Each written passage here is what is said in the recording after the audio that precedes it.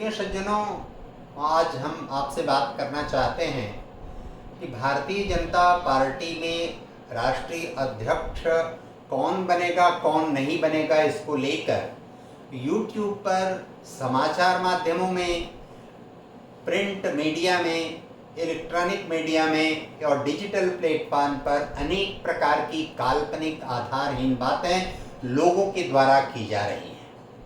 राष्ट्रीय स्वयंसेवक संघ क्या सोचता है, भारतीय जनता पार्टी क्या सोच रही है, स्वयं नड्डा जी, अमित शाह जी और प्रधानमंत्री जी क्या सोच रहे हैं,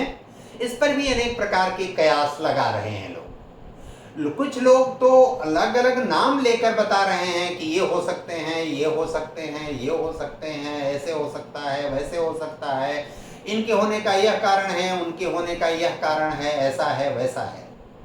कुछ लोग ये भी चर्चा कर रहे हैं कि भाजपा में रार, तकरार, टकराव और खींचतान बहुत बढ़ गई है, ऐसा हो गया, वैसा हो गया। अखिलेश जी ने तो कह दिया कि केशव प्रसाद मौर्य जी को आप आइए, हम सरकार बनवा देंगे आपकी। ऐसा जब अति उत्साह में कोई आता है और कोई उसको थोड़ी सफलता मिल जाती है तो इस तरह की चीजें करने लगता है। भारतीय जनसंघ की स्थापना हुए 72 साल पहले जनसंघ बना था, 44 साल पहले भारतीय जनता पार्टी का निर्माण हुआ था। आज तक उसमें बड़े बड़े नेता हुए, उन्होंने बहुत काम किए। कभी भी आज तक भारतीय जनता पार्टी में या जनसंघ में टूट फूट नहीं हुई। कभी अलग पार्टी कोई अलग जाकर दूसरी पार्टी बना लिया हो, ऐसा नहीं है। और गया भी तो वो सचेत होकर फिर वापस आया, और गया तो उसका क्या हश्र हुआ यह भी सबके सामने है। इस नाते भारतीय जनता पार्टी के विषय में इस प्रकार की फूहड़ टीका टिप्पणी करना उन लोगों के द्वारा जो पिता पुत्र ही आपस में राजनीति के लिए लड़ चुके हैं,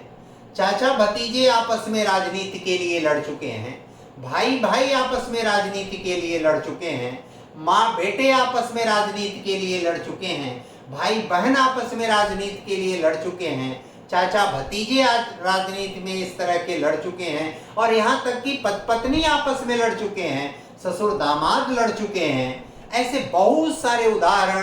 पूरे भारत में उपलब्ध हैं, और जो लोग अपने गिरेबान में झांक कर नहीं देख सकते वो इस तरह की टीका टिप्पणी और अनेक प्रकार की बातें करते हैं। भारतीय जनता पार्टी की जो रीति नीति है, उसका संविधान है, वो संविधान समय समय से परिवर्तन भी उसमें बहुत सारे हुए हैं, और उस परिवर्तन के आलोक में जब तक कोई नया अध्यक्ष नहीं आ जाता तब तक जो वर्तमान अध्यक्ष हैं, चाहे वो कार्यकारी हो चाहे जो भी हो, तब तक वो कार्य देखते रहेंगे। और ये सामान्य प्रक्रिया राजनीति में ही नहीं, संवैधानिक व्यवस्था में भी है कि अगर कोई नई सरकार का गठन नहीं होता है तो राज्यपाल या राष्ट्रपति कहते हैं कि आप अगली सरकार के गठन होने तक सामान्य कामकाज आप देखते रहेंगे। इसलिए इसमें हाय तौबा मचाना, इसमें छिद्रान्वेषण करना, इस पर टीका टिप्पणी करना, टकराव और तरह तरह की बातें करना, अमुक व्यक्ति अमुक चीज चाहते हैं, अमुक व्यक्ति अमुक चीज चाहते हैं, इस तरह की बात करना, इस बात का कहीं कोई औचित्य और आधार नहीं है।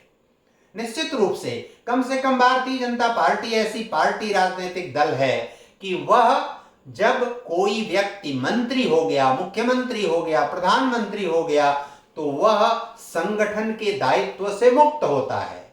और कुछ समय के लिए जब तक उस दायित्व पर कोई नहीं आ जाता तब तक के लिए वो उस दायित्व पर बना रहता है, कार्यकारी अध्यक्ष के रूप में या कार्यकारी व्यवस्था या अस्थायी व्यवस्था होने तक।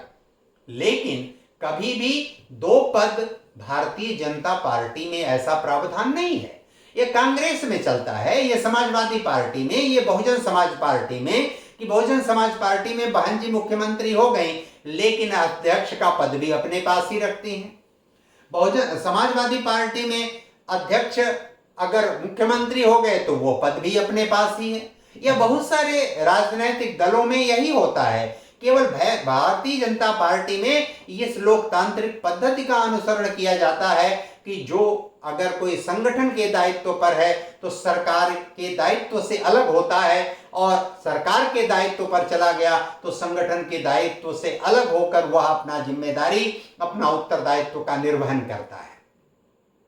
इसलिए भारतीय जनता पार्टी में राष्ट्रीय अध्यक्ष कौन होगा,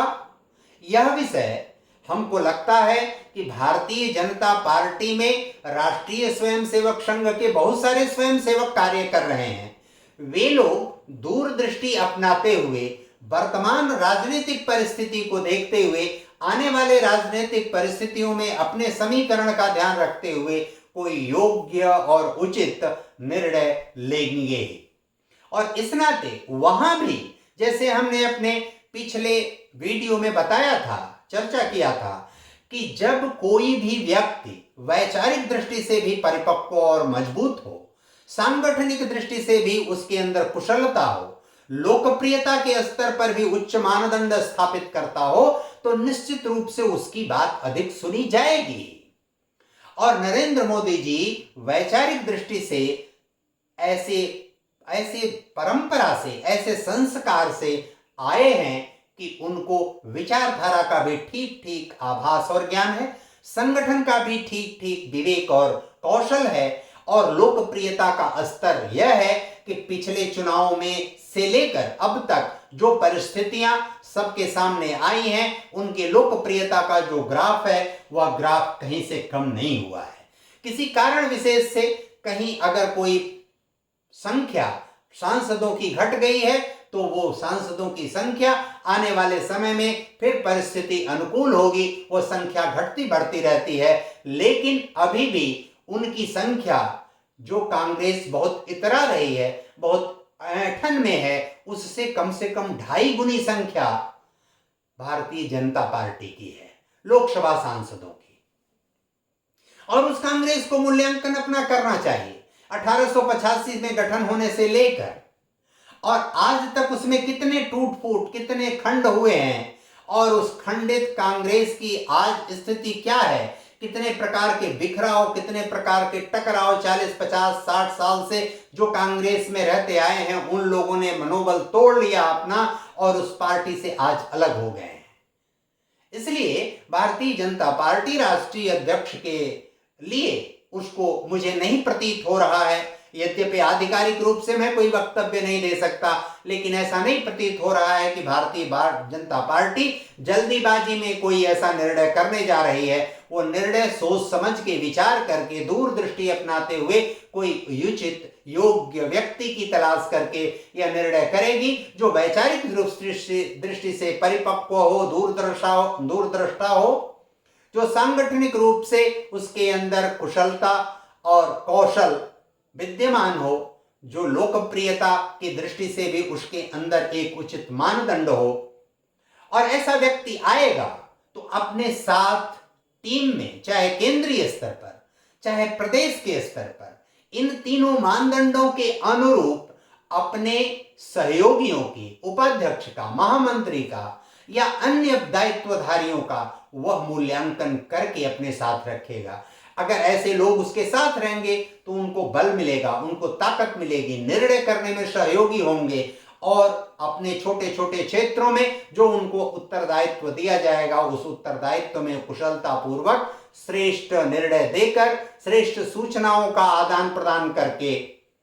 फीडबैक जो सिस्टम है, नीचे से ऊपर और ऊपर से नीचे जो सूचनाओं का आदान प्रदान का एक तंत्र है, वो तंत्र ठीक ठीक चलेगा, और ठीक ठीक चलने के कारण एक व्यवस्थित अध्यक्ष भाजपा को मिलेगा, ऐसा अनुमान है, ऐसी अपेक्षा भारतीय जनता पार्टी और उसके संपूर्ण सांगठनिक तंत्र से कम मेरे जैसे व्यक्ति को अवश्य है। धन्यवाद, नमस्कार।